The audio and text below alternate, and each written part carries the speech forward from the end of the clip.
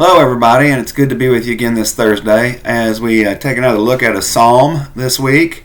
And this week, I would like to have a discussion about Psalm 22.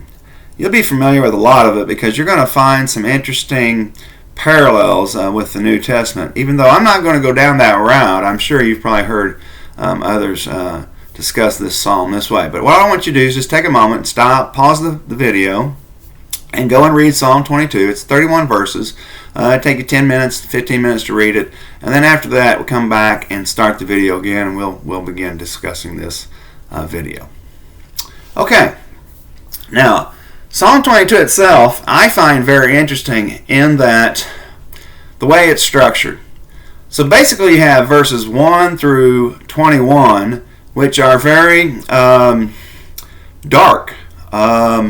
They are a lot of despair, a lot of gloom. It's the elements of the lament psalm that are there, and so the psalmist is pouring this sadness out. It's a psalm of sadness, is what it is, and it is attributed to David. Interestingly, though, as I've said before, we cannot consider those attributions to be inspired because not every psalm has an author or a composer or whatever else attributed to it. So we have to be careful in that respect. But what's so interesting about this is that it seems to be a psalm that has been, where the lyrics have been applied to a certain melody that they know. In fact, I can't remember what it's called. I'm looking at the ESV right quick. According to the Doe of the Dawn. We don't know what that is or anything else, but it seems to be that it must be the musical cadence that goes with this psalm. But regardless, the first 21 verses are very dark and gloomy. Despair, it's a psalm of lament. And then verses 22 through 31 are very optimistic, very bright and full of praise and the glorifying of God. So there's that break there that we expect in our Psalms of Lament, following that pattern. What's so interesting about Psalm 22 is that the praise section is so long. Generally in lament psalms, there will always be a praise section, but it's rather short. But in Psalm 22, it is rather lengthy. And so it's very interesting in that. Now, this psalm has often been mislabeled as a messianic psalm. Now, I can assure you, I really want you to understand this. There's not any designation of a psalm as messianic. That's not even a discussion that you would have when you're studying the Old Testament text. In fact, messianic prophecies you have to be very cautious about. Where we're at right now is messianic prophecies have been overstated by so many. Completely overstated. And my place on this is if the New Testament does not use an Old Testament text in order to clarify or in order to enhance or in order to further God's agenda in relation to the new covenant through Christ, if it's not used in that way, then Christians shouldn't be bothering with it except to understand there's history there. That's it. We cannot use something that's not used in the Old Testament or something that's not used in the New Testament from the Old Testament and try to treat it as if it has a Christian intent, because it doesn't. And so we have to be very, very careful about this. And so many times these messianic ideas are overblown, inflated, and these messianic prophecies are just so overstated. And there's a few reasons. I'll talk about them here in a minute. The first two reasons why I know this isn't a messianic psalm, but just give me a quick minute here. I can assure you that this psalm was written, and it looks like probably, I think, within the lifetime of David. It would fit so well within some of David's historical experiences. For instance, the rebellion of his son Absalom. I think this would fit right into that context, the historical context, very, very well. And so this is not a forecasting of Jesus' death. It's not. It's never intended to be that way. This is set within David's life, and it's about experiences that he experienced. Now, people get confused because people present these ideas and they're not very judicious with them. They're not well versed in these ideas, and so they try to um, um, they try to give information that they're not responsible to handle. Let's put it that way. To be able to understand how the New Testament is used by the Old Testament, you really got to understand the languages. It takes a lot of training, formal training, to really understand this, rigorous training. And so a lot of people who do not have that rigorous training say things beyond the scope of their abilities is what ends up being the problem. There's good intentions. It's just that it would be nice if people knew their limitations, but a lot of times people do not, and so misinformation occurs. This, again, is not a messianic psalm. Now there are translation curiosities that are going to come up in this translation. That is another reason why I know it's not referring to the death of Jesus, and that's not even one of the main points, but we'll deal with that as we're going through this psalm also. Now, let me tell you some reasons why I know that this is not a messianic psalm. I want to begin just by verse 1 and also verse 10. Verse 1 and verse 10. Now I want to start with verse 10, which seems odd, like why are you jumping right in the middle, Doug? Because I think verse 10 shows us very clearly that this psalm has a human origin and it has a human purpose. There is no way that this could be applied to Jesus, and I am on the principle that Jesus is God. I'm not backing away from that. Jesus is God, and there was a moment in human history where he cloaked himself with the human presence, but he was still God. When the psalmist says, "From my mother's womb you have been my God," cannot apply to Jesus Christ. He's always been God. So this is not applicable to him. Not even in a poetic sense. You could not even distort this in a poetic sense to try to make sense of this. The logic behind it does not work. Jesus was always God. Now, verse 1. Another reason why this is not a messianic psalm. I know Jesus quotes verse 1. He only quotes it in Matthew and Mark. He doesn't quote it in Luke or John, so be careful about that. Understand what's being said in the Gospels. That's critical before you overstate information. So, my God, why are you forsaking me?" is quoted in Matthew and Mark only, not Luke or John. Now here's the thing. Jesus would never call God my God. What did Jesus often call God? All the time, I can think of. Father. In fact, he taught his disciples to call him Abba, which has been loosely understood to be like daddy and papa. That's not what it's really idea, but it is a very endearing term for an earthly father. But anyway, Jesus would never say, my God, my God. He would say, Father, Father, why have you forsaken me? So for those two reasons, I know that's one of the main things that cannot be referring to a futuristic idea of Jesus Christ. Now, there are corollaries. There's no doubt about it. But don't make too much of them. So one of them comes up in verse 7. You have this mocking and the shaking of their heads, and if you're aware of some of the gospel accounts, you know, well, that kind of idea appears in the Gospels. Well, yes, it does. But this is what would naturally happen to any person who's being treated horribly by oppressors. This is a psalm about David being oppressed. This seems logical to what he'd be talking about as far as his experiences.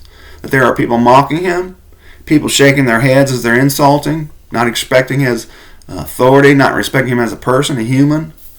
David is the king, and he's still being mistreated. It's odd. Verse 8, you think, well, this idea is also presented. In fact, I talked about this. I read this passage in Matthew last week. Very, very similar to Matthew 27, verse 8.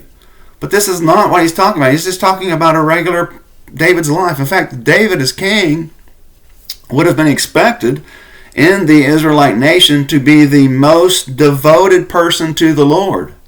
The king was always supposed to be the most devout. And so he should be the one who trusts in the Lord. He should be the one who looks nowhere else. And so the Lord is delighted in him, because if we understand how the Israelite kings were chosen, it was through God's choosing. So he has made a favorable decision about some person. He's delighted in someone. So naturally this fits within someone like David, or any Israelite king for that matter. If you keep going, verse 16, here's the one really that gets, I think is probably the most prominent in people's minds. They see this part here about they have they have pierced my hands and feet. And you naturally, you run to the cross with that. And so you understand the idea of the piercing of the hands and the feet. Here's the problem with this. In fact, you ought to look at other translations. And I think the New Revised Standard Version definitely presents a different idea here. Trying to think of some others. There are a couple others. But the idea, here's the thing, real quick. In the Hebrew that we use to produce our Old Testament, for the most part, this is a place where they didn't use it. Well, they did use it, actually. I'm sorry, they did use it. The original Hebrew, not the original, I'm sorry, we don't have original documents. The Hebrew that we use to translate our Old Testament today does not have any idea of a verb like pierce. It's not there. It's not there in the Hebrew. In fact, it's weird what the Hebrew says. In fact, and here's what the Hebrew actually says. I translated it. So listen carefully. This is what it is, because the word for lions is in there. It's not the word for pierce. It's lions, like an animal, an African animal, lions. Like lions, my hands and my feet is what it actually says. And it's so odd. It's so weird. Why would you have lions, like lions? And then it just says, my hands and my feet. That's all it says. And the King James Version struggled with this, I think, and so they really had trouble understanding it. And from what I understand is they tried to insert other Hebrew words in there that they could make sense that seemed to have similar spelling.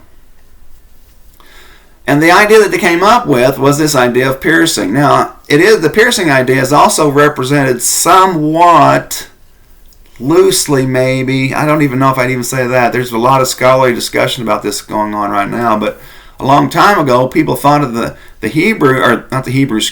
Greek version of the Old Testament, in the Greek, that the idea was a digging idea. Not really a piercing, but a digging idea. And so they kind of grew with that into the idea of piercing, because it fits so well into the New Testament model being presented. But here's the thing, it doesn't seem to be in the best Hebrew manuscripts.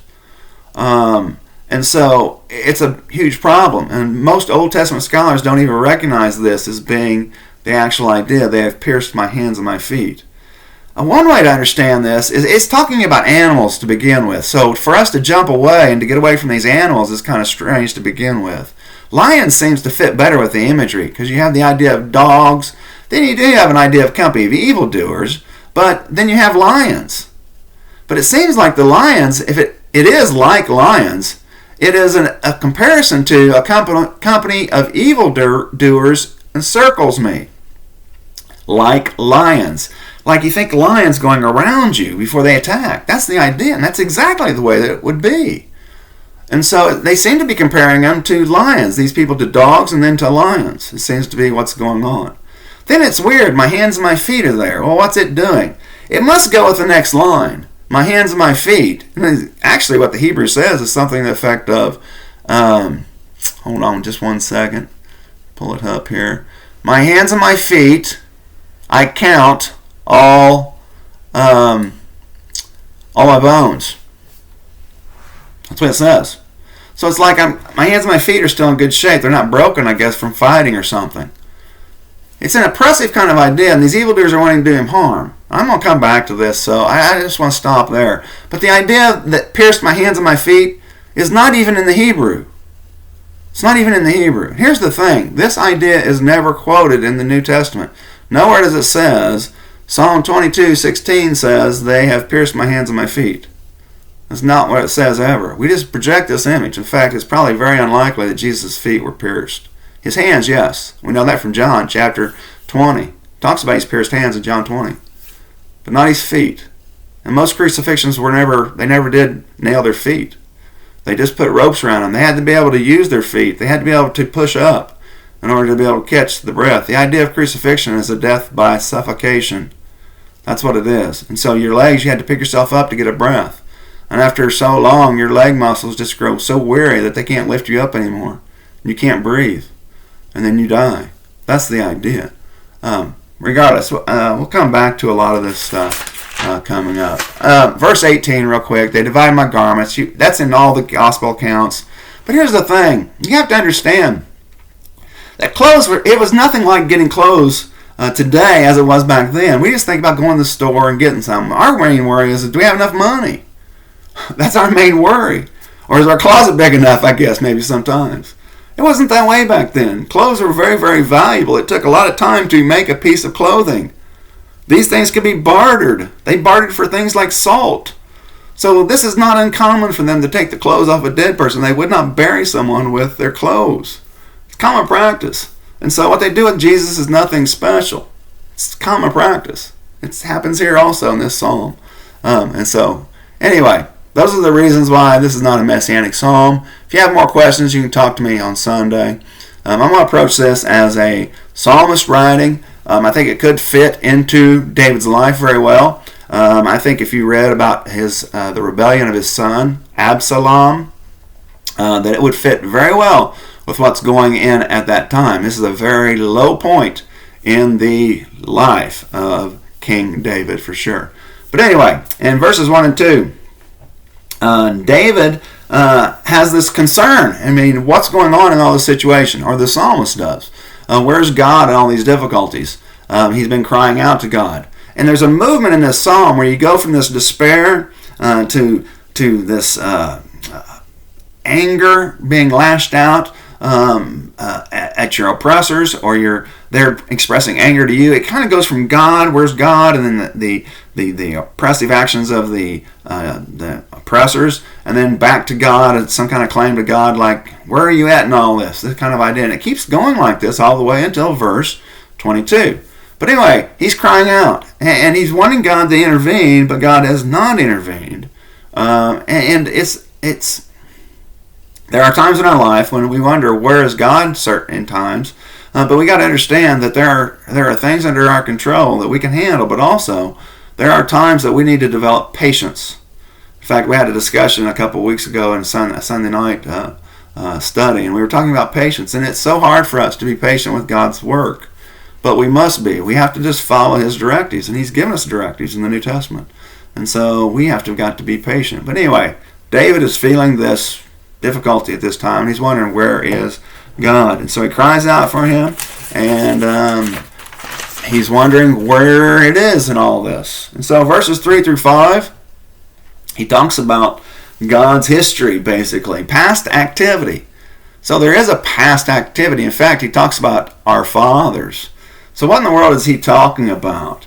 Well, there's a history for the Israelite people before David. In fact, they have a long history with God before David. They have, they have 200 years plus years of development as a group of tribes. They had a united monarchy under Saul. Then David comes along. So he's very early in the monarchical reign, or the reign of kings for sure. But my point is that there is a history. And it seems that the psalmist is referring back to the time that God rescued the people from Egyptian bondage. It's said in a very poetic way that God did this, they trusted in Him, and God delivered them. And so it's the idea of rescue again. It is a redemption story, which is a physical rescue in the Old Testament, but they cried out to God. In fact, God says, I've heard them crying out to me for 400 years, and He sends Moses down there. And God pulled them out. So the psalmist reminds, through his lyrics, of God's past activity. And so, in some respects, he expects God to do some things. He keeps on moving on. He talks about his scorn in verse 6, and mocking that happens in verse 7. His enemies, his oppressors are mocking him. Why would they mock him? Again, it fits very well within the rebellion of Absalom. This has to have been a very, very low point. In fact, David is expelled from Jerusalem. He has to win Jerusalem back. It's a very gloomy period of time, of history for the Israelite people, for sure. And it could fit very well within that time frame. Now, his oppressors recognize that he has this close relationship with the Lord. And as I talked, all of them would expect that the king would have a close relationship with the Lord. Every Israelite king, as I said before, was chosen by God. So in verse 8, when it says he delights in him, meaning God delights in the king, well, yeah, because God chose that king. Even Saul, he's a bad king, and there's more bad kings. We still have to rest upon the principle, because we see it being played out, is that God chose. This gives a strong material discussion about human free will, but that's something over coffee sometime. But anyway, God chose. So it's the king that he delights in, and he is the king and is supposed to be the one who trusts the most in the Lord. But his oppressors are saying, hey, if God is really behind him, let's see what happens. He trusts in the Lord, let's see what happens. Then the psalmist recalls, he keeps on going in verses 9 and 10 and 11, that he's had this close relationship with the Lord for a long, long time, all his life, all the time that he can basically remember. And so there's a point of accountability when people start to learn. David kind of extends it. A lot of times in poetry, you have hyperbole that's used, and they use these exaggerations. Really is what they are. And they're not trying to deceive through their exaggerations. They're actually trying to bolster their argument. That's what they're trying to do. This is a common practice in rhetorical type of settings. But anyway, it's poetry. And so he's trying to even underscore the importance of his close relationship with the Lord. That it actually preceded where most people would say that they have a relationship with the Lord, a time of understanding. Well, this person, I think it's David, says that in a way that he has known the Lord very, very closely for a long, long, long time, as far as he can remember. And God has always been there for him. So things are starting to turn in a sense that there is an expectation that God is going to act. Maybe the problem within Psalm 22 is that David does not like God's timetable. That might be the problem. And so we, as I said before, often need to learn to be patient and wait on the Lord. In fact, that is expressed, an idea is expressed in other Psalms. In verses 12 all the way through the next verse, verse 13, again we go back to this animal imagery. We have bulls, and we have the lion again showing up, whereas it was before, as I said, or it's getting ready to show up in verse 16, so we have lion being introduced here. And it's the same word in verse 13 that shows up in verse 16. It's really, really odd what the Greek version has done of this. So I think that's led a lot of people off track. But anyway, we have the animal imagery again here, and again, it's expressing these difficulties that the person is having. He's surrounded by his enemies, and they want to physically harm him. And these are powerful enemies, very, very powerful enemies. And so they're influential, and but they're, as we're going to find out coming up, that their power they wield, the influence they have, whatever else you can think of, prosperity, whatever, is nothing in comparison to the Lord. And so the Lord is able to overcome all these things. The Psalter knows so because he cries out to God. Even though these oppressive forces are very potent, God is much more potent, for sure. Verses 14 and 15, he expresses that he's exhausted. He's exhausted from all the physical stress, emotional stress, psychological, everything that's going on with him. I mean, it's drained him. And again, I mean, this is a very, very difficult situation. I think, as I said, I think the physical wear upon him is being expressed upon here.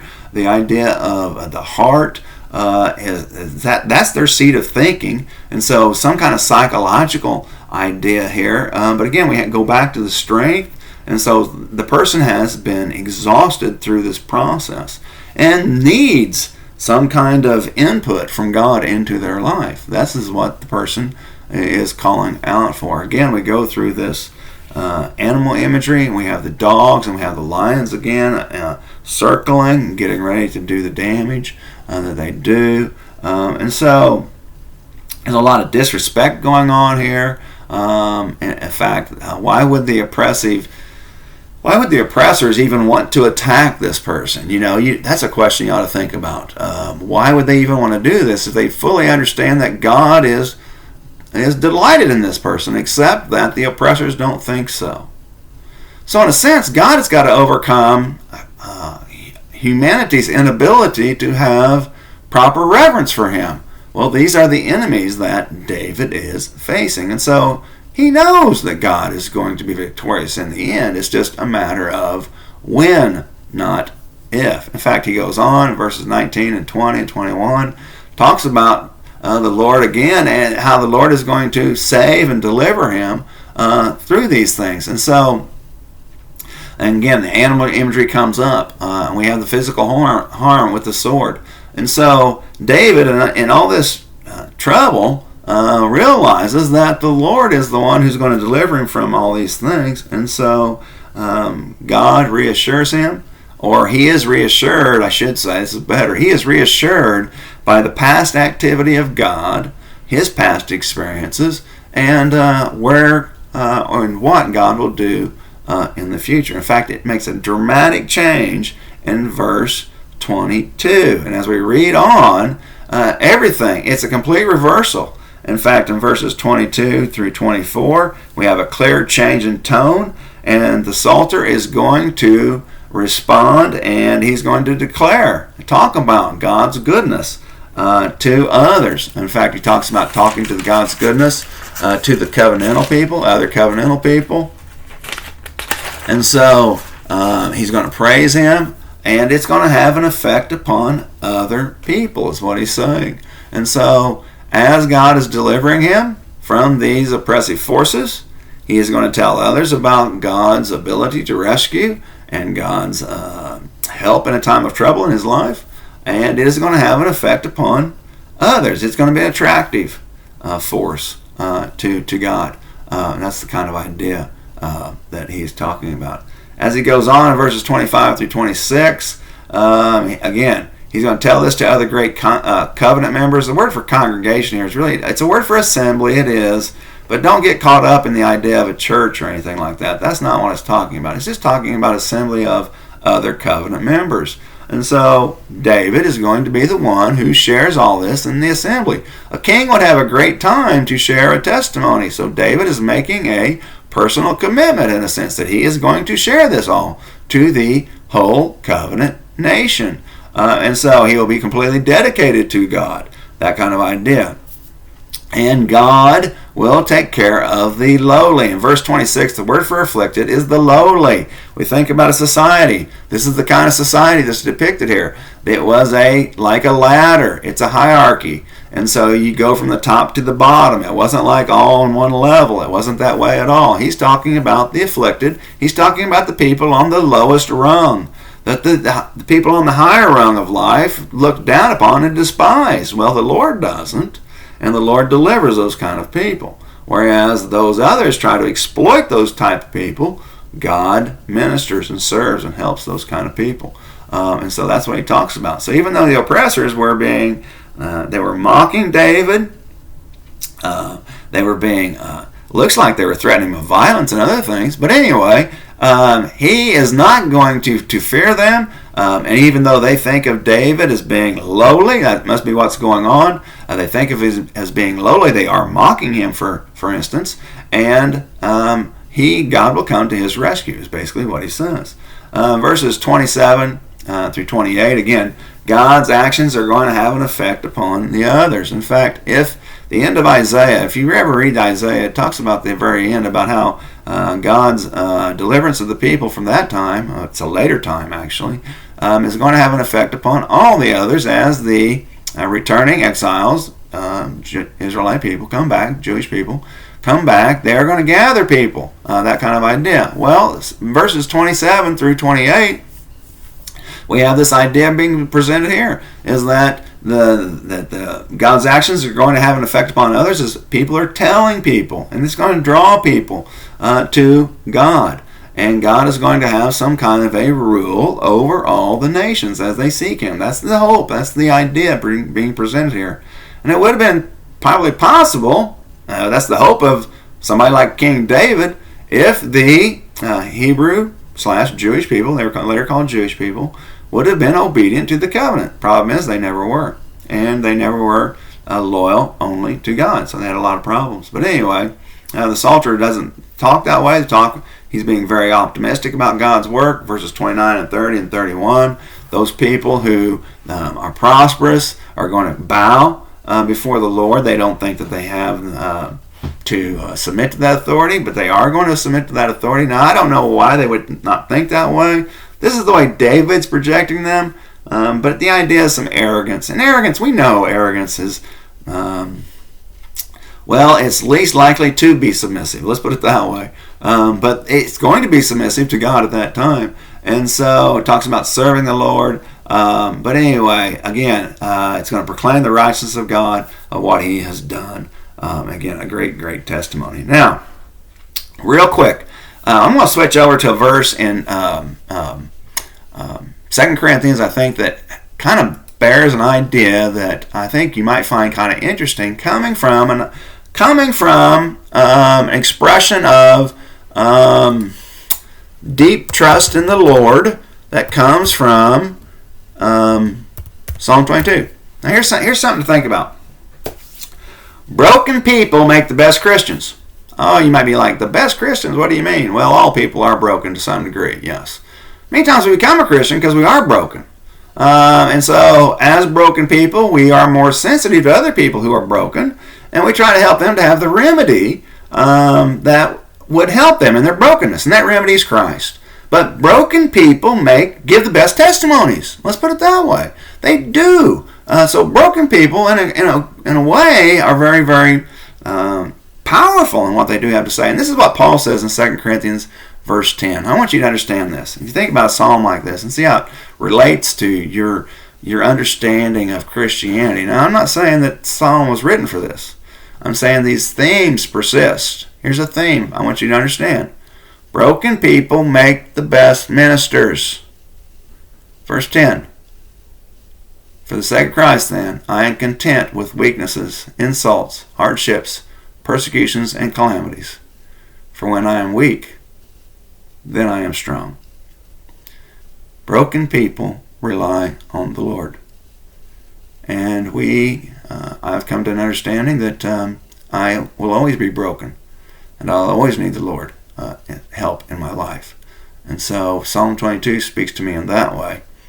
In a way that sometimes maybe I'm not the most patient person, but I have to wait upon God's timetable. And when I do, God will deliver. I hope to see y'all this Sunday, and I hope y'all have a great Thursday, rest of your Thursday and Friday, and a wonderful Easter weekend. And I hope to see you at church on Sunday as we celebrate Resurrection Sunday. Take care, and I will see you Sunday. Bye.